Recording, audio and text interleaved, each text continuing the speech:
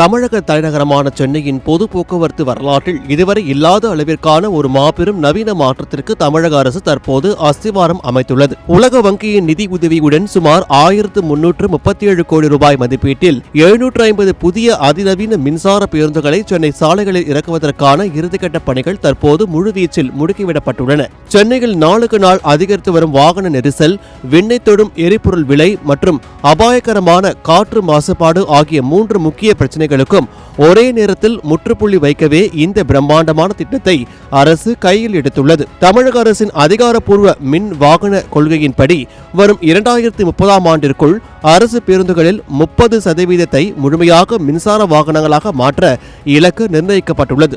அந்த பெருங்கனவின் தொடக்கமாக சென்னையில் முதற்கட்டமாக 500 குளிரூட்டப்பட்ட ஏசி மின்சார பேருந்துகளும் 250 ஏசி இல்லாத தாழ்தள மின்சார பேருந்துகளும் கொள்முதல் செய்யப்பட உள்ளன. இந்த 750 புதிய பேருந்துகளையும் தடையின்றி இயக்குவதற்காக சுமார் 290 கோடி ரூபாய் நிதியில் சென்னையின் பல்வேறு பகுதிகளில் உள்ள 12 முக்கிய பணிமனைகள் தற்போது போர்க்கால அடிப்படையில் நவீனப்படுத்தப்பட்டு வருகின்றன.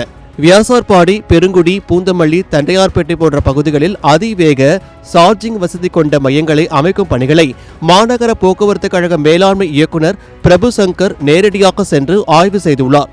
இதனைத் தொடர்ந்து ஆலந்தூர், ஆவடி, பெரம்பூர், கே நகர் உள்ளிட்ட 12 பணிமனைகளும் எலக்ட்ரிக் பேருந்துகளை பராமரிக்கும் வகையிலான சர்வதேச தரத்திற்கு தரம் உயர்த்தப்பட்டு வருகின்றன. திட்டமிட்டபடி இந்த 12 பணிமனைகளும் தயார் நிலைக்கு வந்தவுடன் சென்னை மாநகரம் ஒரு மிகப்பெரிய போக்குவரத்து மாற்றத்தை சந்திக்கும் என்பதில் சந்தேகமில்லை. இந்த மெகா திட்டத்தின் மற்றொரு சிறப்பு அம்சமாக சென்னை மெட்ரோ ரயில் நிலையங்களுக்கு செல்லும் பயணிகளின் வசதிக்காக பிரத்யேகமான சிறிய ரக மின்சார பேருந்துகளையும் அறிமுகப்படுத்த மாநகர போக்குவரத்து கழகம் திட்டமிட்டுள்ளது.